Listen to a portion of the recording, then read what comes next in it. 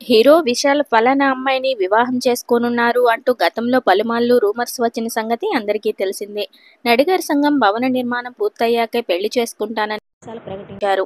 ఇటీవల ఆ బిల్డింగ్ పూర్తయిన సందర్భంగా మీడియాతో మాట్లాడుతూ త్వరలోనే పెళ్లి చేసుకుంటా, నా జీవిత భాగస్వామిని కనుగొన్నాను, ఇప్పటికే మా మధ్య పెళ్లి చర్చలు మొదలయ్యాయి అంటూ చెప్పుకొచ్చారు. అయితే ఆ విషయంపై ఇప్పుడు క్లారిటీ అయితే వచ్చేసింది. హీరోయిన్ సాయి ధన్సికను ఆయన వివాహం చేసుకోనున్నట్లు రీసెంట్ గానే అఫీషియల్ గా ప్రకటించారు. Yogita audio launch trailer launch ఈవెంట్లో విశాల్ అతిథిగా హాజరయ్యారు.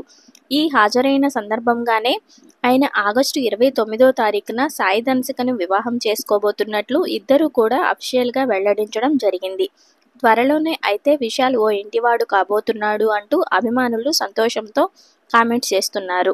విశాల్ ధన్సికకు సంబంధించిన ఈ లేటెస్ట్ గుడ్ న్యూస్ మీకోసం నచ్చితే తప్పకుండా లైక్ చేయండి. Thank you.